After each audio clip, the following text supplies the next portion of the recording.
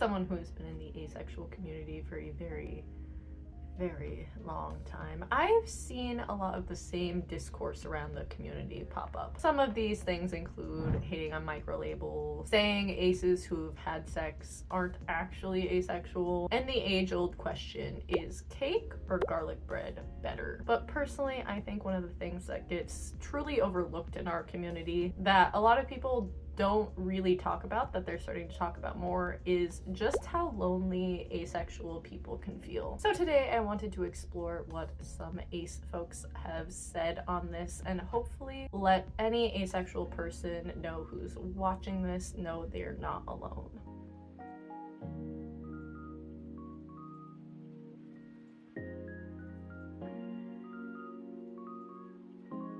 So I'm not gonna lie, this was actually the one that I saw a little while ago and was like, I want to make a video talking about this. I think it's something that most asexuals can say that they've felt this, unfortunately, at some point in their life. I know I definitely have and sometimes still do. It was something that I definitely did a whole lot more when I was younger, and realizing that I was asexual, I was very lucky to learn that label when I was about 14, 15 years old, and it is still the label that I identify with. But definitely as a teenager, I completely felt this. From about the ages of 14 to about 19 or 20, I thought the same exact thing. It also doesn't help that I grew up in a religion that essentially told AFAB people the only thing they were good for was to have sex and have babies. So I also had a religious aspect of that kind of pressure on me as well, which is such a conflicting feeling as an asexual person, having that outside source that's already there. It's already there in society, so having the societal pressure and then the church's societal pressure, and just not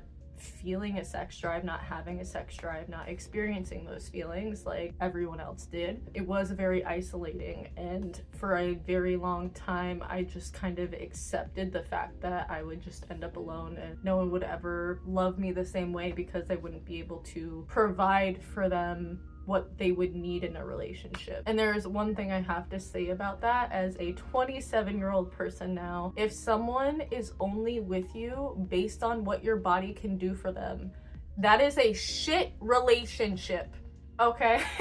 Like, I hate to be like that, but that is a bad relationship. Someone should be with you, for your essence, for your soul, for whatever you think, whatever makes up you. That is why they should be with you. They shouldn't be with you for this and whatever your body can do for them. It's not okay.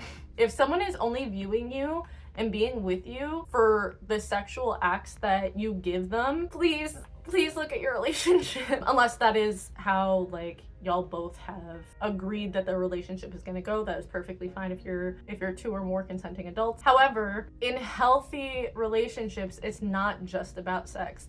And I think that's something that growing older I've realized, in that there are people out there who are okay with the boundaries that are put forward by asexual people. I have so many people in my lovely comments telling me every single day how they have a wonderful, lovely partner and they have been together for years and they're asexual and their partner's not, or their partner and themselves are asexual. A relationship is supposed to be built on communication, respect, and boundaries.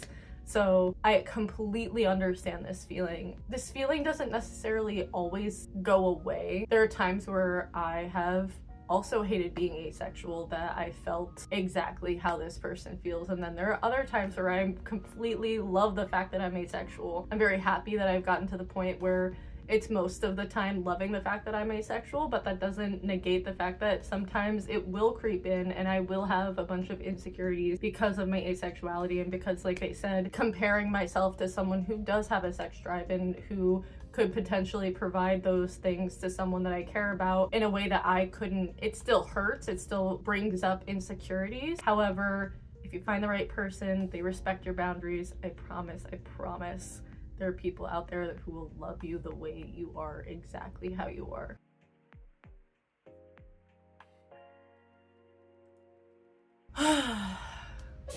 Bless you. Sorry for the cat sneeze. This is also something that I wish we talked about more in the asexual community. The asexuals who do want to be in relationships, do want to be in some sort of partnership, some sort of commitment, but because of their asexualities, they get rejected and rejected.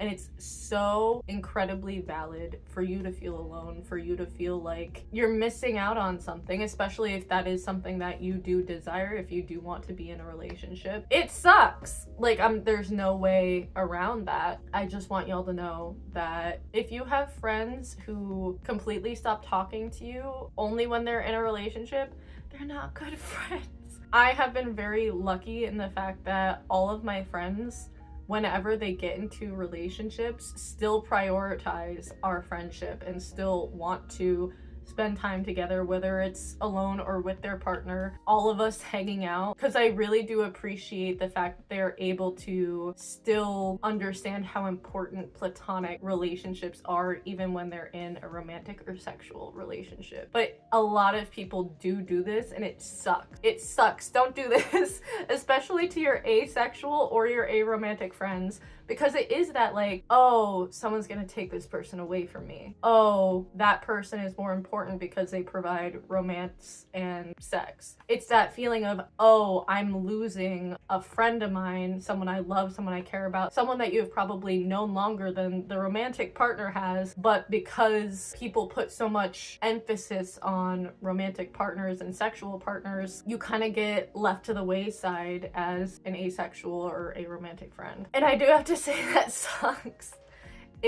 It hurts. It's not a fun thing to go through, and especially for asexuals who don't want to be in a relationship. You obviously, if you do not want to be in a relationship, don't let anyone pressure you to. Being asexual and not wanting to ever be in a relationship or do anything sexual is valid. Don't let anyone tell you otherwise. But I completely understand why a lot of ace people who don't want sexual or romantic relationships often feel left behind and often feel like no one cares about them and no one really accepts who they are, because allo-romantic and allosexual people tend to get into romantic relationships and kind of just leave everyone behind. It sucks, it happens, and it's why I think it's so important to be talking about how lonely it can be to be asexual, and the loneliness we feel is a little bit different. I want to say how other people experience loneliness, but it's because of not feeling or not having a certain attraction, we're feeling that loneliness, as opposed to other reasons why people would feel lonely. Whatever reason you feel lonely, it sucks. Asexual people are more prone to feeling that loneliness than I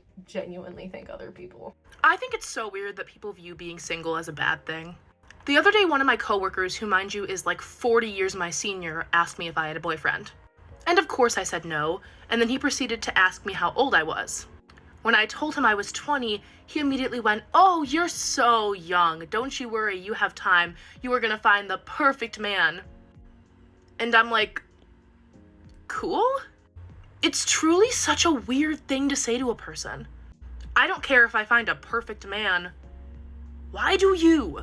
Literally this. I remember people fucking telling me this shit. Sorry for cursing, I'll bleep it out. I literally remember people telling me this from, honestly, the ages of like 15 to 21. I remember people telling me, oh, you're young, you'll find the perfect man. And I'm just like, I don't want to. Why would I want to? I don't care if there's a perfect man. Why do you care? Why do you care so much about someone else's, ignore the cat eating, why would you care so much about someone else doing and being in that kind of relationship structure? It's weird. It's a little weird. It's a little like, why do you care if I'm like having sex or not? It's so weird to me. God. Anyway. I love Rachel. I'll put her link down in the description below. Please check out Angsty Ace.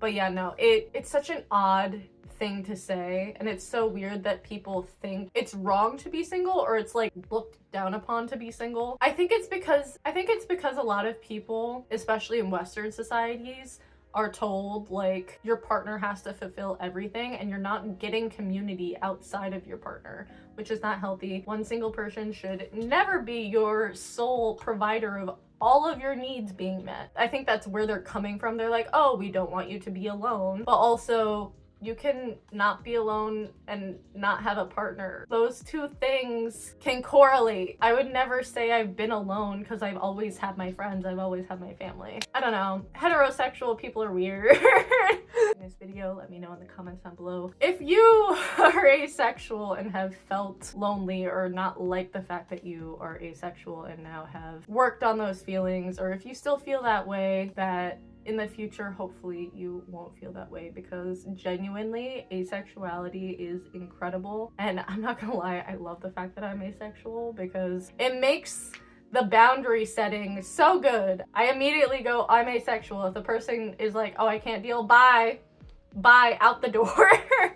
But yeah, but I completely understand, especially because I felt exactly the way you have. Just know that there is community here. This is a safe space for all people in the asexual community, and we are here for each other. Thank you all so much for watching, and I'll see you in the next video. Bye.